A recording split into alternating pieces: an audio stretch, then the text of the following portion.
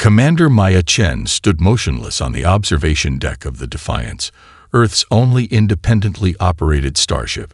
Through the reinforced viewport, she watched the elegant vessels of the Atreni glide effortlessly between orbital platforms, their crystalline hulls shimmering with energies human science barely comprehended. 30 years after first contact, and humanity remained leashed like an overexcited puppy. Beautiful, aren't they? Dr. Sanjay Patel joined her at the viewport, his voice carrying a bitterness that matched her own. The Concord claims their technology restrictions are for our own good, that we're not mature enough yet.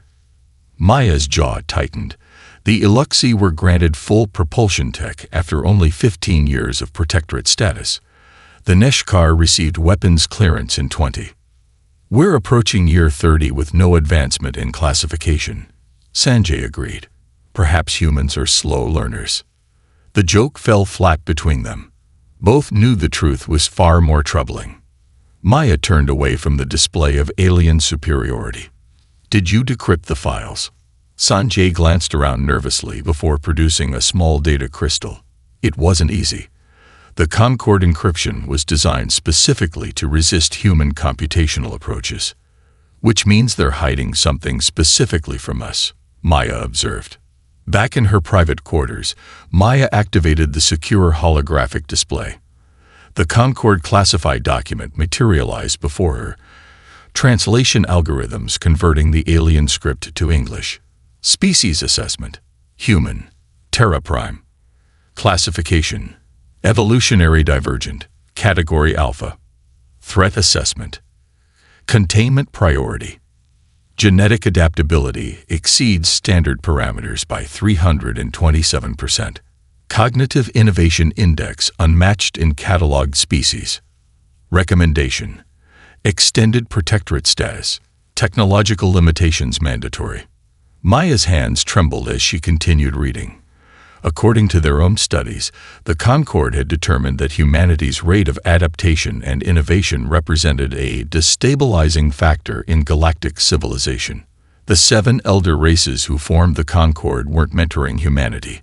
They were deliberately stunting human development. "They're afraid of us," she whispered.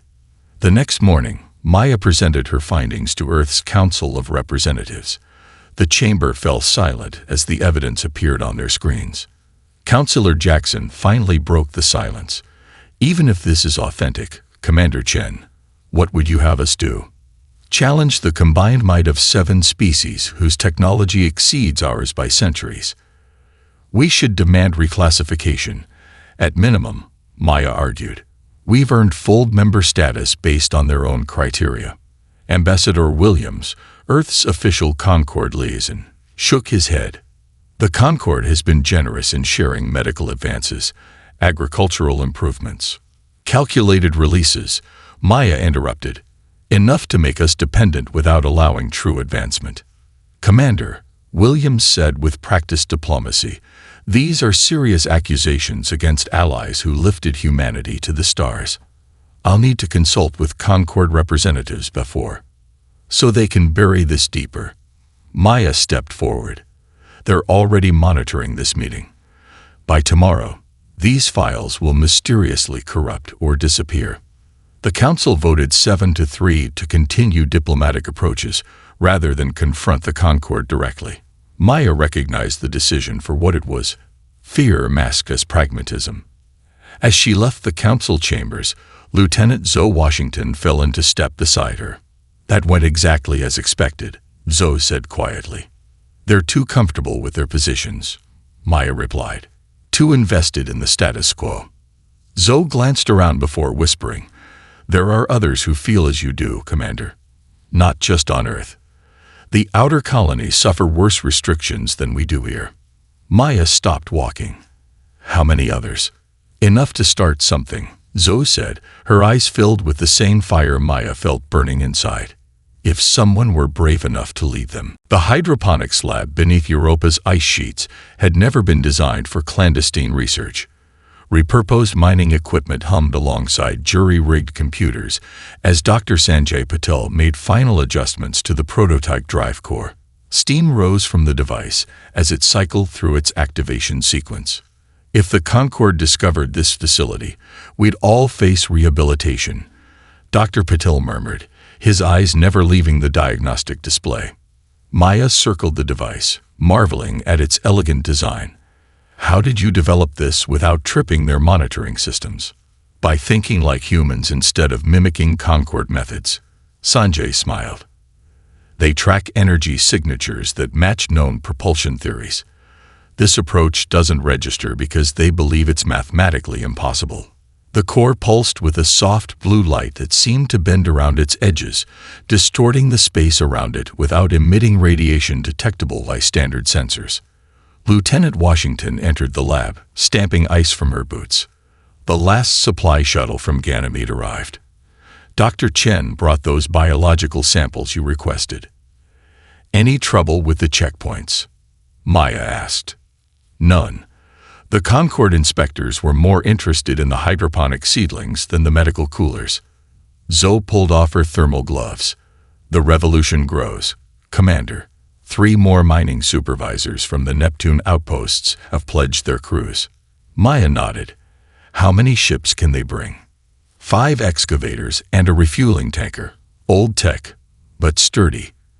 And the crews have modified them in ways the Concorde inspection teams never noticed. Human ingenuity, Sanjay commented. Our greatest asset and the very quality they fear most. The communication panel chimed with an encrypted alert. Maya answered to find a face she didn't recognize, a weathered man with eyes that had seen too much of the void. Commander Chen, Captain Hiroshi Takeda, Independent Mining Vessel Coronado. Lieutenant Washington suggested I contact you directly. Secure channel confirmed, Captain. What's your situation?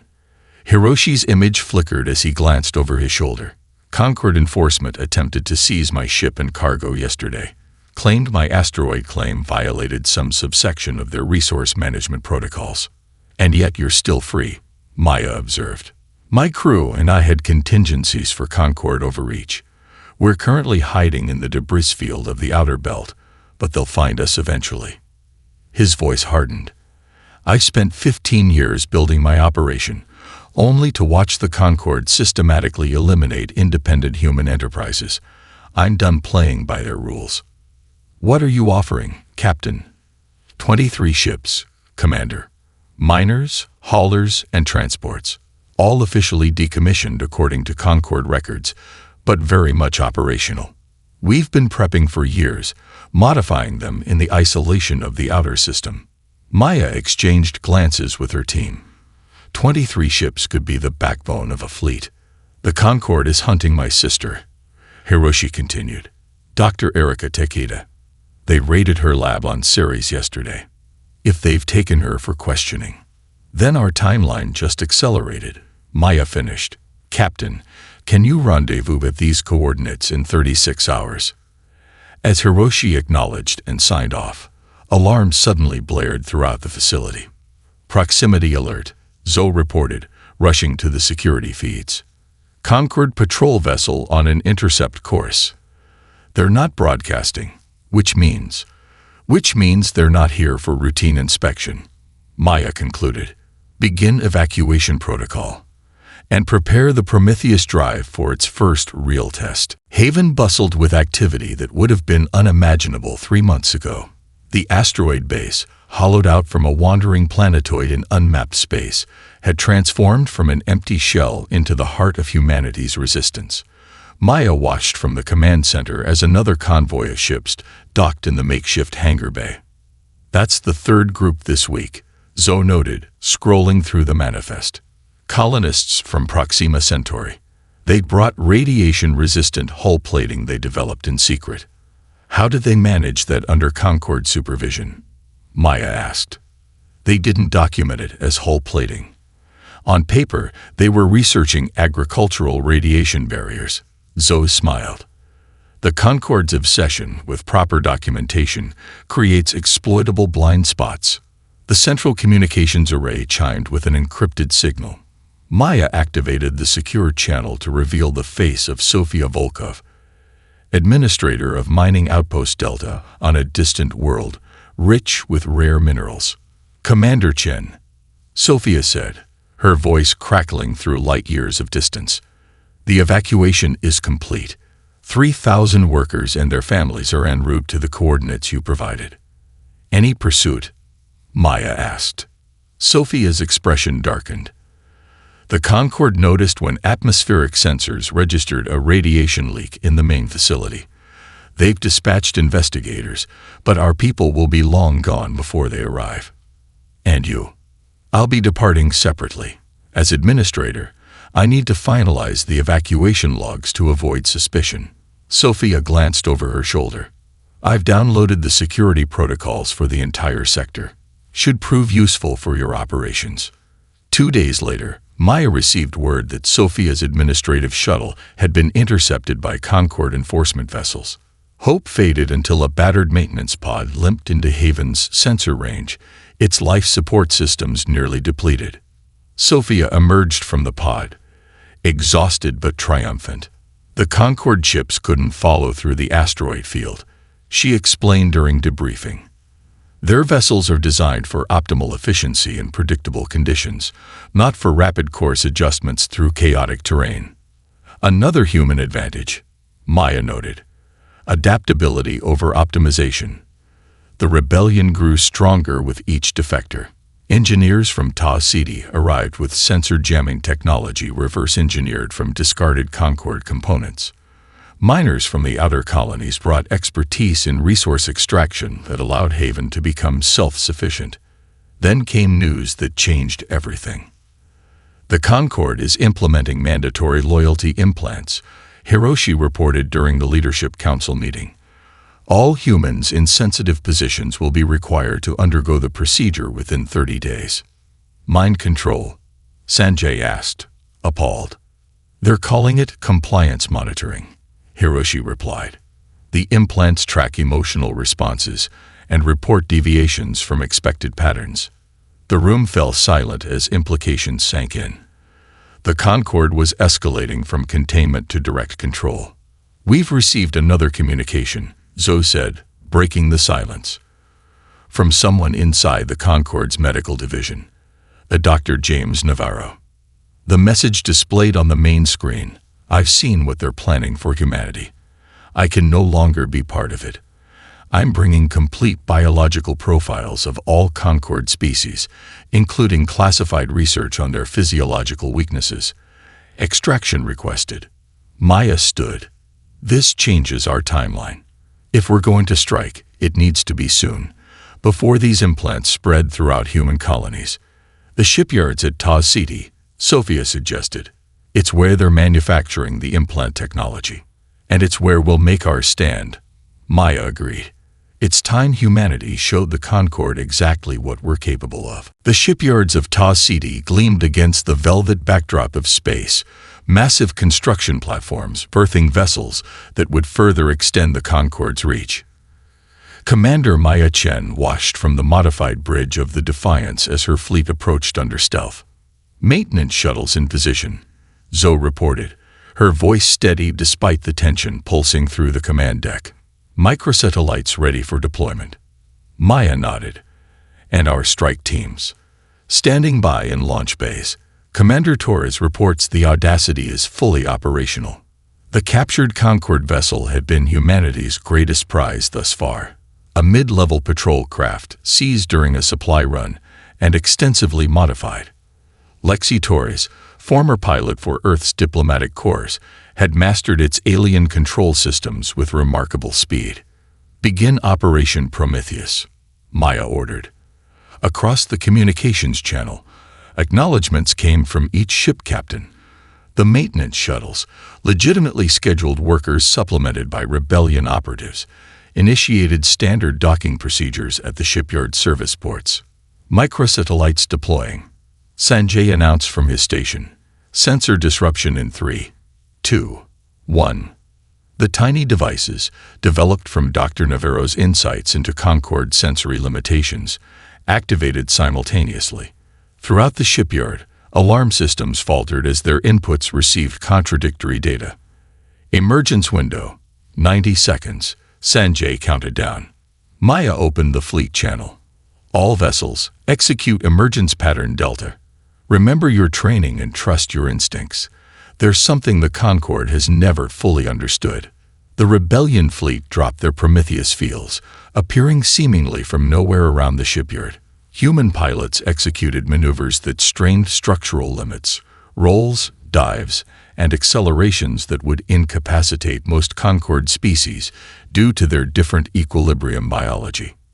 Aboard the Audacity Commander Torres demonstrated the advantage of human adaptability as she spiraled her vessel through defensive grids that the Concorde believed impassable. The ship's alien inertial compensators struggled to adjust to maneuvers their designers never anticipated. Shipyard defenses activating, Zoe warned. Response time significantly delayed due to sensor confusion. Alpha and Beta teams, begin boarding operations, Maya directed. Gamma team, secure the communications hub. The battle unfolded with precision, born of desperate planning. Specialized teams in modified vacuum suits breached the targeted vessels, their movements guided by Dr. Navarro's knowledge of Concorde ship layouts and security protocols. The Concorde's response, gradually organized as supervisory AI systems, compensated for the sensor disruption. Defensive platforms pivoted, energy weapons charging. All teams, you have 4 minutes before full defensive capabilities restore, Maya warned. Commander, Sanjay interrupted. We've detected a priority transmission from the shipyard command to the Concorde High Council. They're requesting emergency response. Maya had anticipated this. Execute Phase 2. Lieutenant Washington, take your team to the communication hub. While the battle for the ships continued, Zoe's specialized team infiltrated the central communication node. Using access codes provided by Sophia's intelligence, they bypassed security and uploaded their prepared message. Footage of impoverished human colonies alongside opulent Concorde facilities built with resources from those same worlds. Broadcast initiated, Zoe confirmed. Transmitting across all Concorde frequencies. All teams, begin extraction, Maya ordered. We have what we came for. As the Rebellion fleet withdrew with their prizes, 3 advanced warships and complete navigational databases, Maya knew the real victory wasn't in ships gained, but in truths revealed. Across human settlements, the message was spreading. The chains of progress were beginning to crack. The ancient facility hung in the darkness of the Sirius system, its weathered surface betraying no hint of the secrets within. Maya's specialized infiltration team approached in a vessel stripped of all non-essential systems, running dark to avoid the automated defense grid that had protected this place for centuries. Final approach, whispered Lieutenant Keller, the team's pilot. His fingers danced across adaptive controls, compensating for the strange gravitational anomalies surrounding the structure. Ready for insertion in 30 seconds. Dr. Elijah Okafor checked his equipment one last time. As the team's xenorchaeologist, the burden of understanding whatever they found would fall primarily on his shoulders. Remember, we're looking specifically for historical records. The Concorde doesn't guard empty ruins this aggressively. The airlock cycled with barely a whisper as the team entered the facility. Emergency lighting strips in their suits cast eerie shadows across corridors that had gone untouched for generations. Unlike the sleek, mathematical precision of current Concorde architecture, these halls featured flowing, organic shapes that seemed almost grown rather than constructed. Life support is active but minimal, reported Sophia, scanning with modified Concorde equipment. The air is breathable, but I recommend we keep helmets sealed until we know what we're dealing with. Maya nodded and gestured forward. Standard formation. Watch for security measures. The facility seemed to awaken around them as they progressed deeper. Dormant systems stirred, lights flickered to life, and holographic interfaces shimmered into existence along the walls. It's reacting to our presence, Elijah murmured, studying the symbols that scrolled across the displays. These aren't Concorde glyphs. They're older, much older. The central chamber stunned them into silence. Preserved in stasis fields, hundreds of artifacts from different civilizations floated in perfect suspension.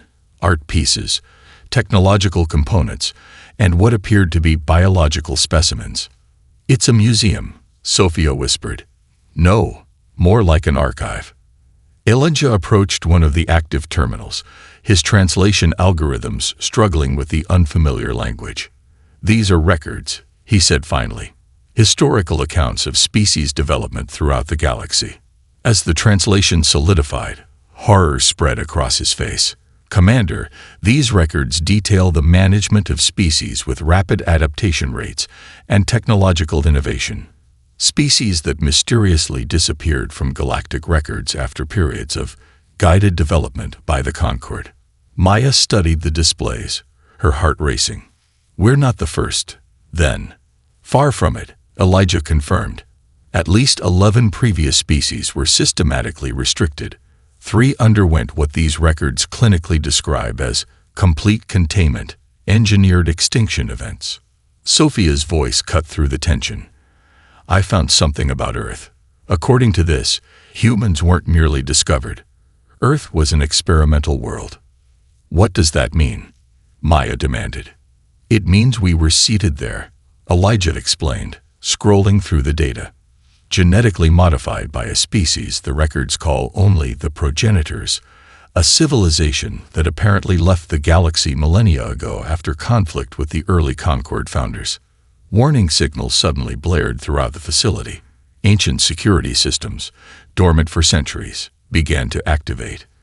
"We've triggered something," Sophia reported, checking her scanner.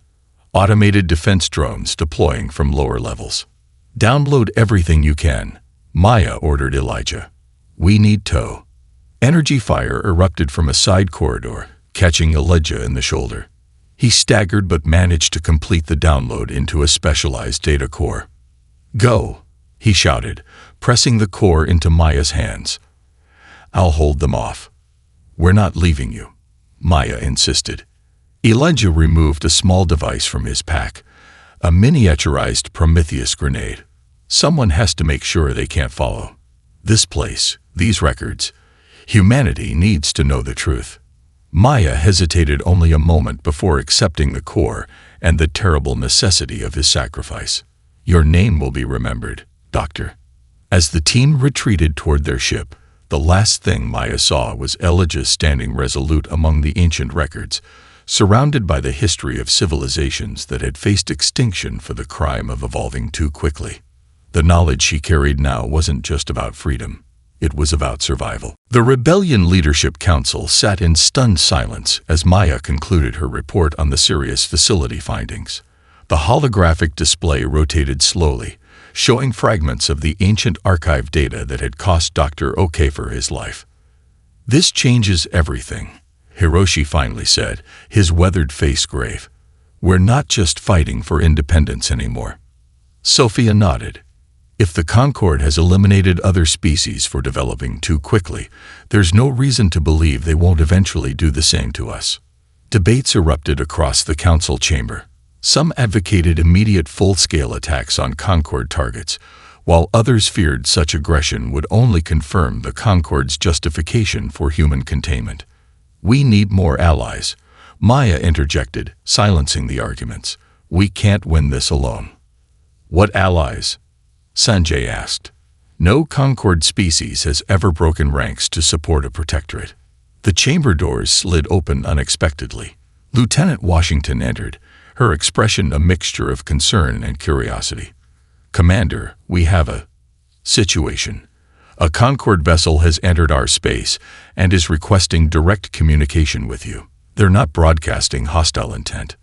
Maya frowned. "Identification. An Atrani diplomatic shuttle. Their commander identifies as Security Director Varen K'tal." Gasps echoed through the room. Varen K'tal was infamous among human settlements, the architect of numerous suppression operations against colonial unrest. "It's a trap," Hiroshi warned. "Perhaps," Maya agreed, "but the Atrani aren't known for subtlety. If they wanted to attack, they wouldn't send their security director alone in a diplomatic vessel." The main view screen activated to reveal an Atrani male, his blue-scaled skin marked with the distinctive rank patterns of the elite forces. Despite his fearsome reputation, his posture conveyed something unexpected: uncertainty. "Commander Chen," he began, mandibles clicking in what xenolinguists had identified as a sign of emotional stress in a tranny. "I request asylum." The council chamber erupted again until Maya raised her hand for silence. "Explain yourself, Director." "I have served the Concord for 63 cycles," Varen replied. "I believed in our mission to guide younger species toward enlightened cooperation. But what happened on Europa?" He paused, mandibles trembling. "The execution orders for civilian protesters, children among them. It violates everything the Concord was founded to protect." "Why come to us?" Maya asked cautiously. "Because you fight for principles my ancestors would have recognized." Varen's compound eyes seemed to dim. "My ancestral clutch helped build the Concord on ideals of elevation and exchange, not subjugation. What we do to humans now dishonors that legacy." Maya studied him carefully. "You understand we'll need to verify your intentions." "I anticipated this." Varen transmitted a data packet.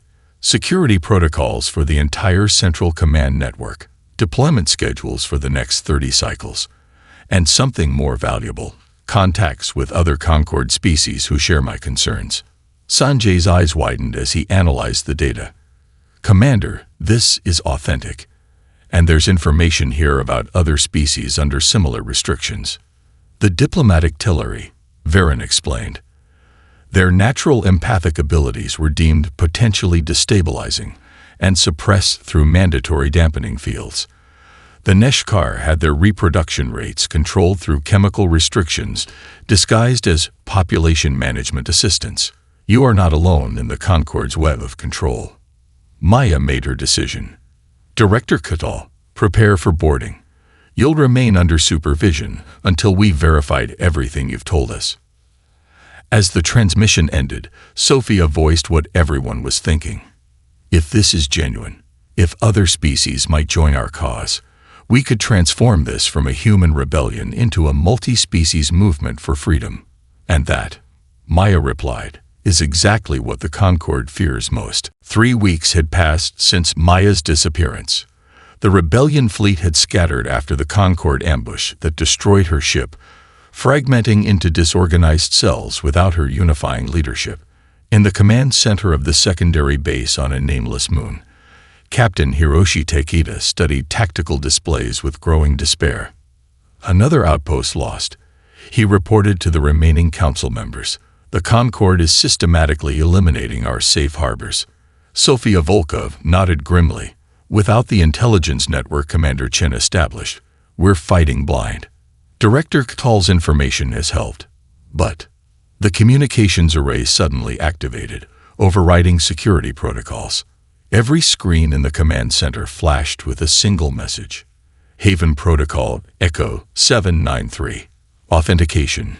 Chen, Maya Alessandra. Silence fell across the room, broken only by Sophia's whispered, "Impossible." Sanjay's fingers flew across the control panel. "It's genuine. That's Commander Chen's personal authentication code." The main view screen flickered to life, revealing Maya's face. She appeared haggard, with a healing cut above her left eye, but very much alive. "This is a secure broadcast to all rebellion outposts," she began. "I survived the ambush at coordinates Delta. During the attack, I executed an emergency Prometheus maneuver that folded my damaged vessel into a pocket of compressed space-time. She used the drive as a dimensional refuge." Sanjay breathed in awe. "Theoretical, but never tested." Maya continued. "While trapped in the fold, my ship's sensors detected something extraordinary: communications from beyond our galaxy. The Concord's deepest fear is now confirmed. The progenitors, humanity's creators, are returning." Gasps echoed throughout the command center as Maya explained what she had learned. The 7 founding species had detected anomalous energy signatures approaching from beyond the galaxy, signatures matching ancient records of progenitor technology. The Concord's suppression of human development was designed to prevent humanity from reaching its activated genetic potential before the progenitors could return. This changes our strategy entirely, Maya declared. The Concord isn't just afraid of human advancement. They're terrified of what we might become when reunited with our creators. We cannot win through conventional warfare, but we can win through truth. She outlined her bold new plan. Instead of continuing a military campaign they couldn't sustain, the rebellion would expose the truth to all Concord species while demonstrating humanity's commitment to peaceful coexistence. We'll use Prometheus technology to launch simultaneous infiltrations of communication hubs throughout Concord space, she explained. We'll broadcast the Sirius archives alongside an offer of cooperation instead of conflict. Director Katal and representatives from the Tellari and Neshkar will present their testimonies, proving this isn't merely human propaganda. Sophia leaned forward, studying the tactical implications. The Concord fleet will be scattered across too many targets to stop all the broadcasts. Precisely. Maya nodded. And once the truth spreads, internal pressure from their own populations will force the Concord leadership to negotiate. The plan was audacious, perhaps even desperate, but it offered a path forward that didn't end in extinction. As the rebellion forces mobilized with renewed purpose, long-range sensors detected something that confirmed Maya's discovery. A massive object entering the solar system, its technology unlike anything seen before. The progenitors had arrived, and humanity's moment of reckoning was at hand. Whatever happens next, Maya told her gathered officers, remember that we fight not just for human freedom, but for the right of all sentient beings to determine their own evolution. The stars belong to those brave enough to reach for them, regardless of their species. The massive seed ship of the progenitors hung in Earth orbit, its crystalline structures refracting sunlight into patterns that matched prehistoric cave paintings found on every inhabited continent. The coincidence was no accident. Humanity had been carrying the memory of their creators in their art for thousands of years without understanding its significance. In the observation lounge of the newly commissioned diplomatic vessel Unity, Maya stood alongside representatives from 27 worlds, former enemies now united by common purpose. The rebellion's gambit had succeeded beyond all expectations. When the truth about the Concord's systematic suppression of multiple species reached the general population, internal pressure had forced the High Council to open negotiations. It is time, announced Dr. Sanjay Patel, adjusting the neural interface equipment. The progenitors have established the connection protocol. Maya stepped forward. As humanity's chosen representative, she would be the first to communicate directly with the beings who had engineered her species millennia ago. The interface crown settled onto her head, its bioconductive filaments gently connecting with her neural pathways. The world around her dissolved. Maya found herself standing in what appeared to be a vast library, shelves extending infinitely in all directions. Before her stood a being of luminescent energy, vaguely humanoid but with exponentially greater complexity, shifting and flowing like living light. "We greet you, child of our design," came the thought, not in words, but in pure understanding. "We are those you call progenitors. Your kind names us according to your understanding, but we have carried many designations across eons. Why did you create us?" Maya asked the question that had haunted humanity since discovering their engineered origins. Images cascaded through her consciousness. The early galaxy, the first alliance of spacefaring species, philosophical differences growing into unbridgeable divides. "We were the architects of the first galactic community," the progenitor explained. "When conflict with other founding species became inevitable, we chose exile rather than devastating war. But before departing, we seeded various worlds with specially engineered life forms, experiments in evolution and adaptation. Weapons against your enemies?" Maya questioned. The being's energy pulsed with what Maya somehow recognized as sadness. "No, problem solvers. Bridge builders.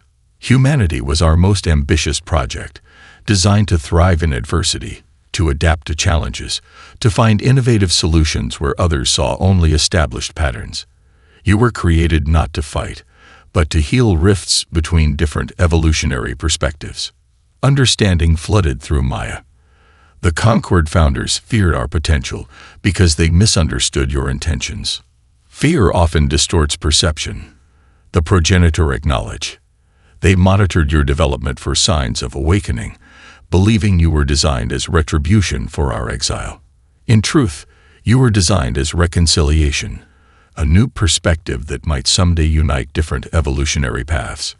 When Maya returned to her physical form aboard the Unity, she carried the progenitor's knowledge and their offer. Advanced technology freely shared, but with ethical frameworks to guide its development. In the days that followed, Maya led negotiations for a restructured galactic community. The Concord, founded on control and hierarchy, dissolved. In its place rose the Stellar Federation, established on principles of technological exchange and self-determination for all species.